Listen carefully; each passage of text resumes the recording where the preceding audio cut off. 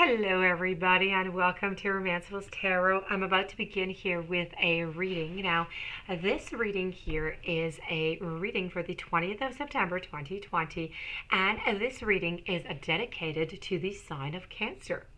That being said, this is a general reading, so it might not resonate with everybody. So please do take whatever resonates with you, and the rest of it just leave it aside. If it doesn't seem right to you, then most likely it is not meant for you. That being said, if ever you would like to have your own personal reading, you're in search of guidance, you're in search of answers.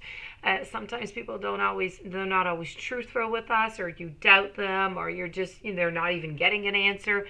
If you're searching for anything in love or any other department, you can contact me at romancefulltarot@gmail.com, and it'll be my great pleasure to send you the different type of readings so I can help you find those answers you're seeking for.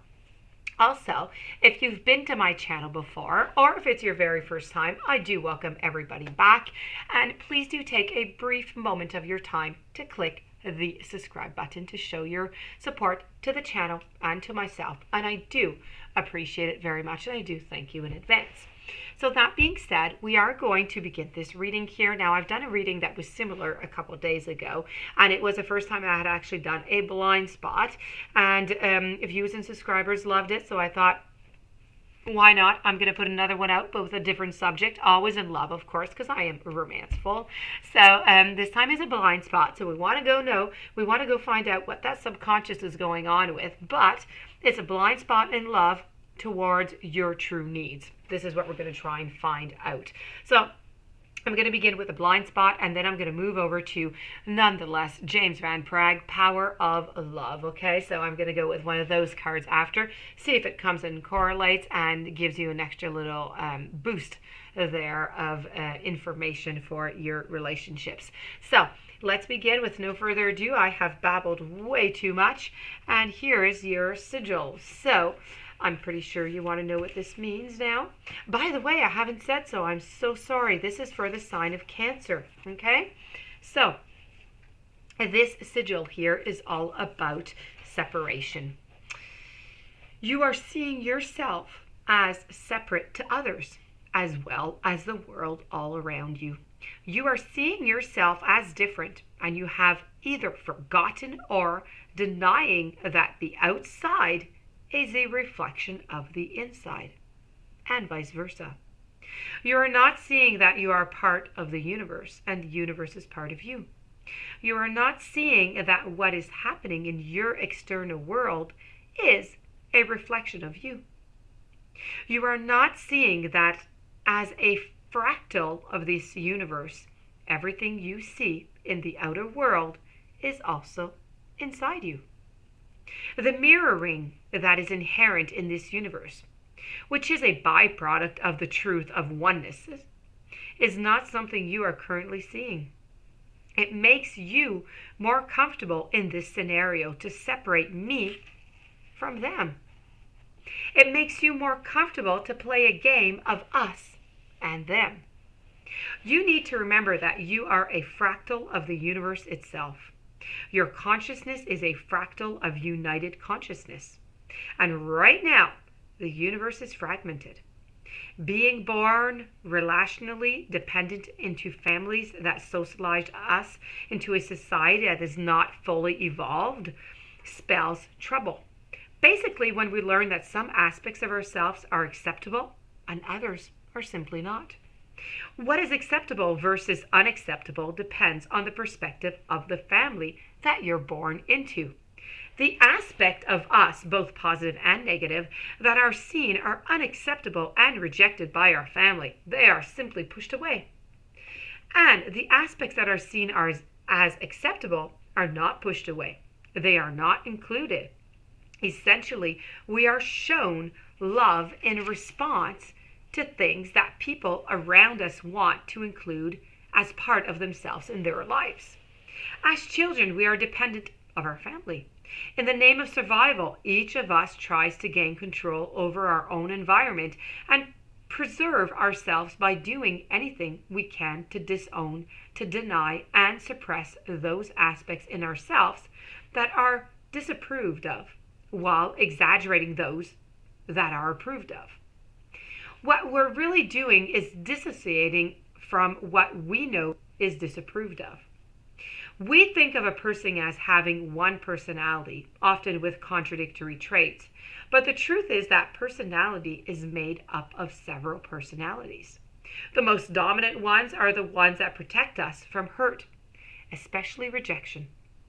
In the specific environment that we grew up in, these personalities are comparable to joined twins. And these twins reside within us without even knowing they are there.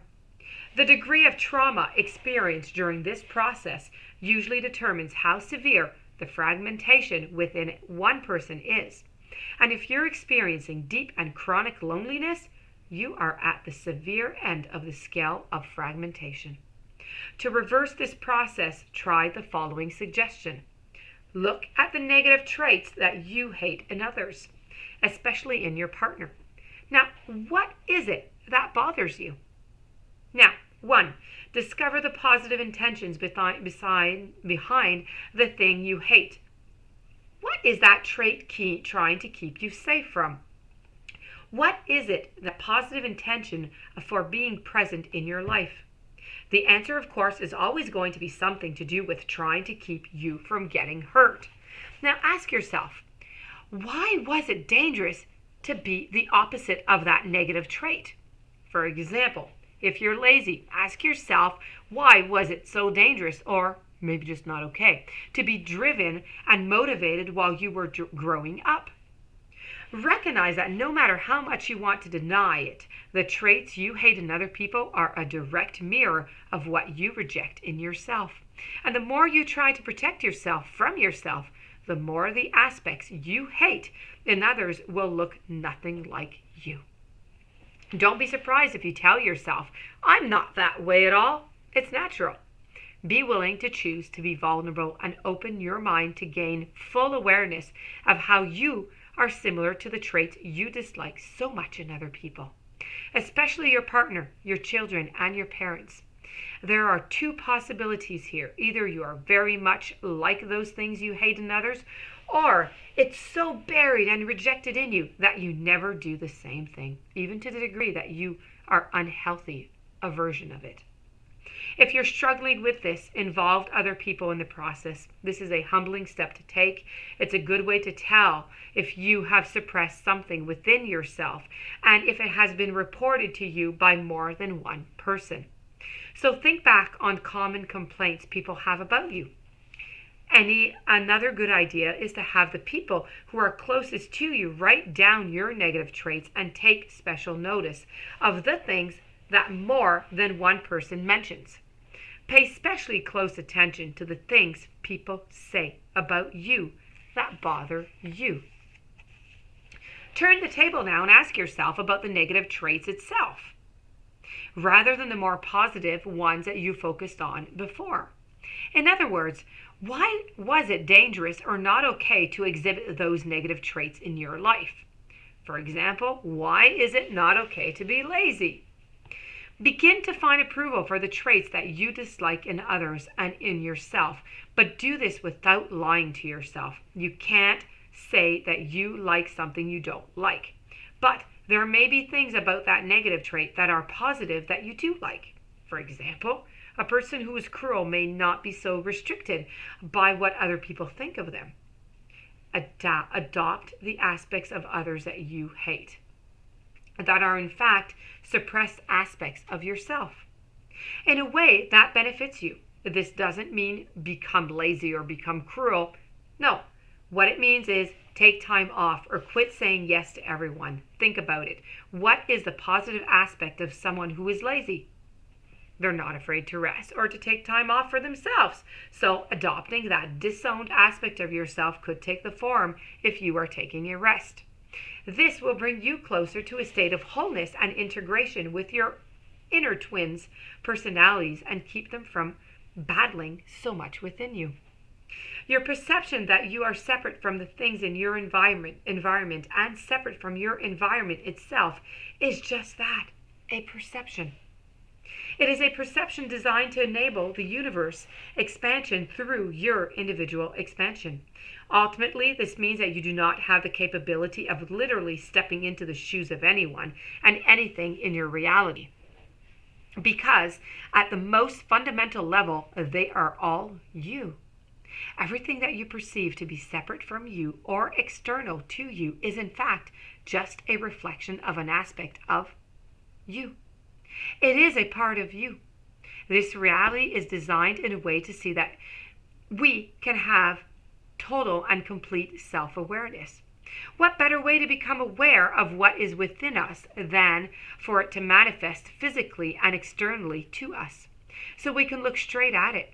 You can only experience things that are a vibrational match to you.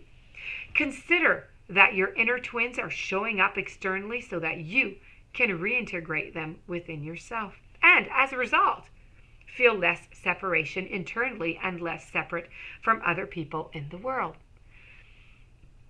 Now, do not use your awareness of all of this to beat yourself up or to tell yourself that there is something not right or not good or not aligned about you. Do not use it to add self-blame to already painful and unwanted circumstances in your life, or to tell yourself that if you were in alignment, the painful things in your life wouldn't be happening. And do not use your point of attraction to reinforce the belief that there is something wrong with you. Simply use it to see yourself more clearly. It is only based on seeing yourself more clearly and inviting them in as part of yourself that you can take the right direction. So this, my dear friends, was your blind spot for your true needs in the relationships. Now we're going to go to the James Van Praagh, and I have the card of detachment. Detachment is you are releasing old patterns and ideas that no longer serve your highest ideals of love. So as an evolving soul, you are coming ever closer to utilizing love in all many facets of your being. And when you can release past situations and hurts, you are not only giving yourself the freedom to progress on your path, but you are also liberating the other souls involved. By disengaging, you are letting the universe take away uncertainty, take away doubt and regret. And when those negative emotions are gone, you have the power to replace them with hope, with belief, and with contentment. So detachment also assists in bringing you back to your center and creates a sense of calm and stillness. By being in this state of equilibrium, you are not only making an admission of failure or giving in. This attitude is one of common sense and open-mindedness. And in this state, it makes it much easier to evaluate life objectively with the realization that you are in charge of your own choices and destiny. So this, my dear friends, was your James Van Praagh Power of Love and your blind spot. I really hope that you are going to try to use this and apply this into your relationships. I thank you for your patience. I thank you for your time. If you would like to have a reading, romancefulltarot@gmail.com. Please don't forget to subscribe to the channel and stay tuned for all the following readings. I put out one reading per day. Have a great day and I'll see you soon.